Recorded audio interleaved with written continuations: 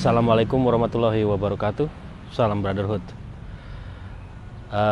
Review pertama di tahun 2024 ya, setelah 1 tahun kemarin kita nge-review banyak busur-busur, dari mulai laminasi terutama yang paling banyak di tahun kemarin, juga beberapa busur fiber. Tahun ini kita buka 2024 di bulan Februari dengan busur Honbow juga ya. Ini dia busur Honbow-nya yang akan kita review. Jadi pembukaan tahun ini justru sama busur Honbow, nggak seperti biasanya.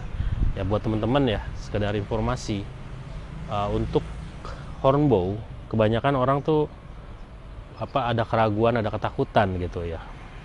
Karena Honbow identiknya katanya susah, ribet, apalah segala macam. Nah, ini edukasi yang seperti ini harus saya kasih tahu. Sebetulnya dibilang ribet-ribet amat itu cuma di awal sebenarnya. Jadi nggak serumit yang dibayangin kok, nggak serumit itu gitu loh. Itu yang ribet-ribet banget itu sebenarnya ya busur Korea gitu, memang ribet karena memang panjang kan, busurnya panjang, jadi emang agak butuh treatmentnya banyak. Tapi kalau busur-busur Turkish begini, treatmentnya itu sedikit, nggak terlalu berpengaruh gitu ya. Bukan berarti dia setelah di unstring terus nggak bisa dipakai, nggak gitu kok.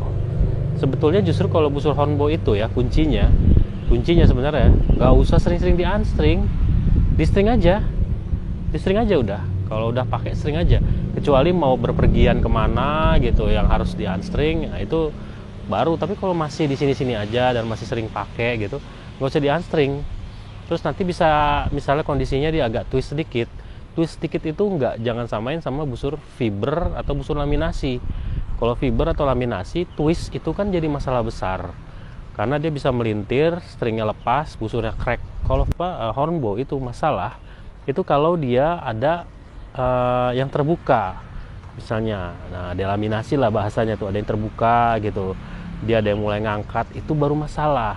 Dan biasanya itu di kelembapan tinggi atau di musim-musim hujan yang curahnya lumayan ya, kayak sekarang ini musim hujan. Tapi ini termasuk yang di musim hujan dia berfungsi dengan baik, normal. Karena sewaktu dikirimkan sudah beberapa minggu saya nggak unstring ini busur, memang sengaja. Dan emang kondisinya juga musimnya hujan. Biasanya kalau yang kacau dia bakalan twistnya parah, asimetris, atau delaminasi biasanya. Tapi ini enggak. Jadi lumayan teruji di cuaca yang saat ini di bulan Februari ini ya, Januari Februari ini. Kemarin ini full hujan di sini, alhamdulillah dia nggak ada masalah. Jadi memang itu semua tergantung treatment sih. Treatment di awalnya gimana gitu ya, dari si boyernya. Nah, sejauh ini kalau sudah memang boyernya pun menanggung garansi, busur itu biasanya kalau memang udah dipegang sama pemakainya selama lebih dari 3 bulan, biasanya itu busur udah aman. Jadi justru kalau busur Honbow itu semakin tua, ibaratnya semakin yang bekas dan dia nggak ada masalah, itu semakin bagus dibandingin yang masih baru, karena masih ada kemungkinan dia delaminasi atau rusak atau twist parah, melintir, atau terlepas sinew-nya, atau masih banyak macam-macam. Tapi kalau yang udah tua itu makin jadi. Makanya kalau di museum-museum itu bisa sampai ratusan tahun, itu wajar. Dan busur seperti ini beli sekali seharusnya memang untuk bisa bertahun-tahun. Kalau memang kondisinya kitanya paham gitu ya. Dan paham itu simple sih. Ya jadi gunain dia seperti manusia aja lah, kayak manusia. Kalau lo nggak suka dihujan-hujanin, ya jangan hujan-hujanan. Kalau lo nggak suka dipanas-panasin, ya jangan panas-panasan. Tapi kalau normal aja, hujan panas gitu, yang normal kita juga biasa aja gitu. Manusia kan biasa aja kalau dihujan-hujanin. Tapi kalau dihujanin terus seharian, kita juga sakit. Ya sama, busurnya kayak gitu. Nah, ini kita review ya. Udah panjang lebar di opening buat edukasi.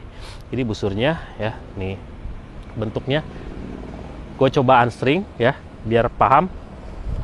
Dia di unstring memang pasti, nah dia untuk balik lagi ke posisi semula butuh proses. Nah, dia seperti biasanya akan kayak gini aja. Dia lama dia akan berbalik. Nah, makanya gue sih nggak pernah lagi busur-busur Honbow tuh nggak pernah lagi di unstring. Di string aja, jadi langsung aja kita string seperti biasa aja. Terus kita pakai. normal gitu aja, nggak perlu yang dipanasin dulu harus apa, enggak, sebenarnya enggak, asalkan busurnya memang udah jadi. Yang perlu treatment itu kalau busurnya masih baru ya. Nah sekarang kita tes feel-nya ya, feel segala macem, sama cek juga. Ini kan dibilangnya 52, kita coba dulu kita hitung timbang ya. Ya, ini kita coba timbang dulu busurnya. Kalau di sini tertulisnya 52 lbs di 28 dan max draw dia 29. Arrow ini kisarannya 28 atau 29 lah, kurang lebih segitu ya. Jadi kita cek. Biasanya di hujan-hujan gini dia berubah, melentur. Cuman kita coba aja nih. Kita tes. Ya.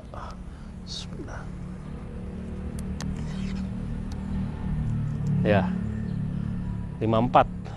Jadi kemungkinan ini busurnya kemungkinan 29. Ya, karena di sini 54, di sini tertulisnya dia 52. Ya, busurnya 52 di informasinya, maksimum di 29. Jadi kita bisa tarik ini ya, pakai busur, pakai arrow ini kita coba. Nah, ini gue tester nembak di depan, kita feel dulu ya. Kita coba ya. Kita pindah ke situ. Ya, gue coba feel experience-nya ya. Ini nah inilah enaknya busur hornbow tuh. Feels-nya enak banget. Feels. Masya Allah, enak banget feel-nya. Ya. Dari awal sampai akhir ke belakang tetap. Ya, di belakang dia berat memang, busur hornbow itu beratnya di belakang, bukan di awal. Di awal mah standar aja. Nah, di sini dia mulai berat di sini. Ya. Mulai berat di sini. Tes lagi. Masya Allah. Nah, lihat kurvanya juga ya, kurva pada saat ditarik. Nah, agak panjang. Set, ya, max draw. Masya Allah. Kalau handshock sih, nah, ntar abis ini satu lagi nih, ini handshocknya ya. Ya, busur hornbow handshocknya emang tipis banget, biasanya cuma ada di awal nembak, beberapa shot gitu ya, ramban pertama itu handshock kenceng biasanya gitu, karena dia menyesuaikan. Tapi setelah itu udah hilang, makin lama dipakai, dan biasanya itu baru di unstring juga, baru di string itu biasanya handshocknya gede. Tapi ketika udah dipakai main, udah di string begini, hilang gitu handshock itu, tipis banget, minim banget, hampir nggak ada, apalagi vibrasi. Ini ketahan banyak, ketahan. Cuma memang jangan samain busur ginian sama busur fiber laminasi, beda. Apa ya, jangan samain ngitung GPP gitu, nggak ketemu, nggak kayak gitu hitungannya kalau untuk busur hornbow. Gue cabut dulu ya. Ya, kita detailing dari Siah ya. Ini tuh busur hornbow ya, komposit. Jadi semua yang ada di sini tuh basicnya semua natural ya. Karena gue tanya juga sama Kang Tios ya, ini di bagian siahnya juga kayu. Nah, reinforce-nya gue kurang paham di sini, tapi kalau hitam gini biasanya sih tanduk ya. Nah, ini kulitnya. Nah, di sini aja nih yang dia nggak natural, itu dari dogoji ke belakang. Nempelin dogojinya ini pakai lem Dexton kalau kata dia. Udah itu doang. Tapi basicnya semua yang lainnya ini natural ya. Ini bagian gradasinya ya, kayunya ya. Kayu core yang dipakai sama Kang Tios ini kayu Lampung, kayu khas dari sana, karena memang Kang Tios itu dari Lampung ya. Ini namanya kayu deluak, kayu Sumatera biasanya. Ini tanduknya, tanduk kerbau hitam ya. Ini celik, biasanya celik ini dari bahan tulang, bagian celik ini tengah-tengah, karena memang busur hornbow ini tengahnya pun bergerak, dia bergerak di sini. Nah, ini lukisan ininya, logonya Tios Bow, gajah. Memang dia Lampung banget ya, jadi naruhnya gajah. Nah, ini ya tanpa pernis kayaknya ya di bagian sininya. Gradasinya ya. Stringnya string Dacron, Oke, di bagian sini ya ini lukisannya water base, dilukis water base. Ini goldnya ya, pengerjaannya garisnya bagus, garis dalamnya itu rapi banget. Menurut gue untuk harga busur ya segini ya lumayan worth it ya pengerjaannya, karena memang ini natural ya. Nah ini ada masuk di sini apa namanya nih, stingray kulit pari ya. Ini lecet-lecet sedikit kena gesekan arrow ya. Ada kulit pari di bagian sini, masih bisa masuk di sini ya. Bagus banget, pinter banget ya. Jadi mirip busur-busur modern sekarang ya, bisa masukin gini. Ini bagus banget nih buat gaya busur hornbow, bisa masukin stingray di sini. Ini bagus banget.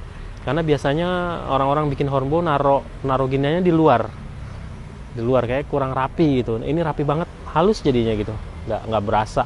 Dia udah jadi satu kesatuan di sini. Ya, bagus banget. Nah, di sini handle-nya doang yang agak kurang kalau menurut gue, terlalu tajam di sininya. Sininya terlalu tajam. Cuman ini relatif sih selera, karena ini kan bisa dibungkus. Nah, untuk besarannya udah sangat cukup. Pas banget besar handle-nya.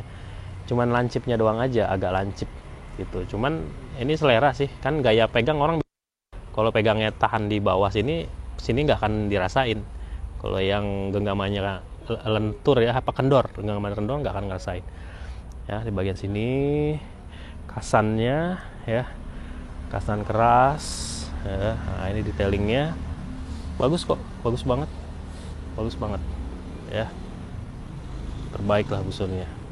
Oke ya, kita tes akurasi. Ini jarak nggak jauh-jauh, di 10 meter lah kurang lebih.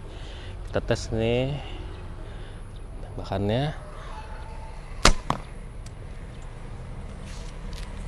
1. Tembakan pertama tadi arrow-nya warna oranye sendiri. 2. Gue nggak panjang-panjang karena gue juga nggak 3, karena jaraknya juga nggak terlalu jauh-jauh amat, jadi nggak panjang-panjang. 4. Senggol kacamata.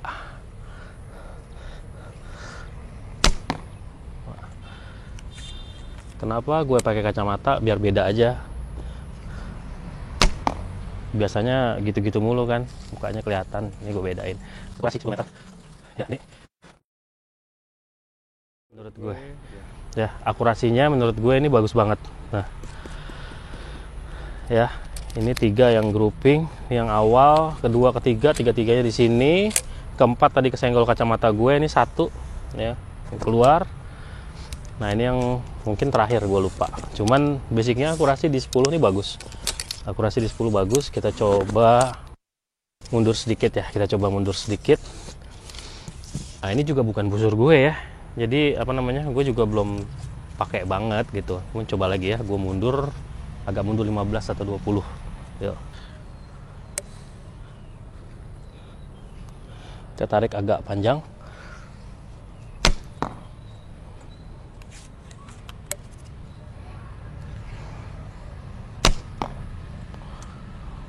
Oke, nah sekarang gue coba lebih panjang, gue habisin.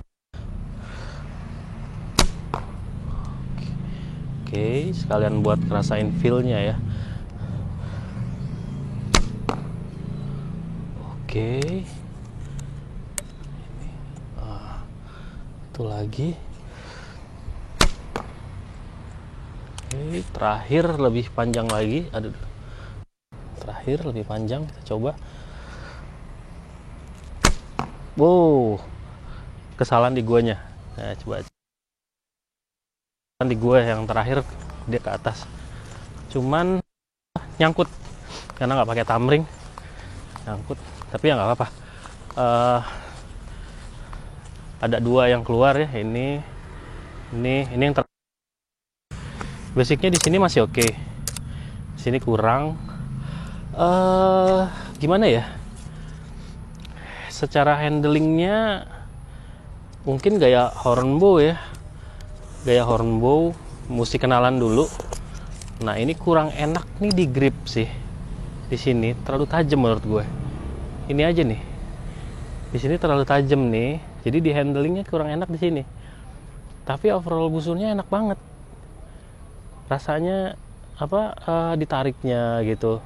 Akurasinya juga untuk hornbow tuh akurasinya paling, menurut gue paling susah untuk di kita, karena kita udah kebiasa ya, orang zaman sekarang tuh udah terbiasa sama busur-busur laminasi sama fiber yang udah dimanjain. Jadi ketika ketemu hornbow tuh kita susah untuk ininya, ngehandle-nya tuh susah gitu, nguasainnya tuh susah. Menurut gue busurnya Kang Tios ini nih, ini sejauh yang gue rasain termasuk busur yang hornbow yang enak. Gue udah ngerasain beberapa busur hornbow, banyak banget lah ya.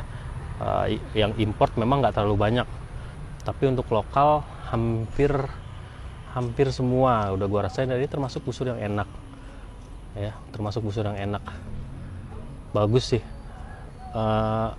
Stabil gitu, busurnya tuh stabil, intinya itu sih yang mau gue ungkapin tuh. Busurnya tuh dia nggak mudah asimetris, terus nggak ngelentur di cuaca juga dia tahan, terus nggak mudah twist. Ini oke banget kalau menurut gue. Overallnya secara paintingnya juga lumayan gitu ya, klasik banget. Rasa dari busurnya juga bagus, enak. Kalau menurut gue sangat layak. Dan harga dia jual, harus disebut nggak ya? Boleh sebut boleh nggak, tapi gue sebut aja. Dia jual harga 10 juta ini busur. Karena memang harus dipahamin, pembuatan busur hornbow itu sangat-sangat sulit. Karena busur hornbow itu satu dibuat untuk ratusan tahun seharusnya. Normalnya standarnya yang saya dengar pun dari Habib Khoury itu 200-300 tahun seharusnya busur hornbow. Jadi memang harusnya dibuat itu awet untuk turun-temurun dan warisin. Jadi wajar kalau harga segitu itu harusnya murah. Karena untuk busur import, kalau kita beli import Turkish, paling murah yang saya tahu, contoh ya, Grozer itu 30-an juta. Jadi kalau masih 10-12 ya, kalau lu ngerti seni dan lu paham betapa sulitnya pembuatannya, dan nggak juga lu pikir bikin hornbow kusak korek terus jadi gitu, nggak kayak gitu. Yang hancur pun banyak, dan gue sangat respect sama mereka pembuat hornbow ya, khususnya yang buat bener-bener buat. Gue nggak bicara untuk orang-orang yang cuma teori tapi banyak ngomong gitu, nggak. Kalau belum punya karya, gue anggap belum bisa bikin hornbow. Nah, orang-orang yang memang udah bikin hornbow itu punya keahlian khusus menurut gue, dan itu worth it menurut gue ya. Jadi buat busur Kang Tios ya, Tios Bow, menurut gue dengan harga yang 10 juta pun gitu ya, ini worth it banget, worth it kalau menurut gue. Karena ya misalnya kita bicara busur untuk jangka panjang, ini jangkanya panjang banget dibandingin busur lain kalau untuk umur. Tapi kalau segmennya untuk main panahan tuh sport atau untuk perlombaan, nggak masuk banget. Karena menurut gue busur-busur hornbow ini memang ya zaman dahulu dibuat memang busur perang ya, maksudnya militer gitu loh, digunakannya memang orang-orang militer. Jadi bukan yang untuk pertandingan yang nembakin titik gitu ya, kecuali memang lo udah pakai itu bertahun-tahun, mungkin lo akan bisa gitu seperti mereka orang-orang dulu gitu kan, yang nembaknya akurasinya bagus banget. Tapi kalau masih hatinya belum settle kemana-mana, nggak cocok mainin busur hornbow. Hornbow ini untuk jangka panjang menurut gue, dan ini 10 juta gitu misalnya ya, itu worth it. Dan standar hornbow memang angkanya hornbow itu starting yang gue tahu dari 7 itu yang paling murah, 7 sampai 15, ada yang sampai 15. Jadi kisarannya segitu, dan itu semua tergantung biasanya dari beratnya, LBS berapa, terus busurnya busur jenis apa, kurang lebih kayak gitu ya. Untuk Kang Tios Bow, semoga makin maju, makin sukses. Busurnya recommended banget untuk hornbow-nya yang sekarang gue review ini, sangat recommended. Semoga bakal ada lagi busur-busur lainnya yang dikirimkan ke gue, dan busur ini insya Allah nanti akan gue lepas juga busurnya. Kurang lebih gitu aja dari saya. Terima kasih. Assalamualaikum warahmatullahi wabarakatuh. Salam brotherhood.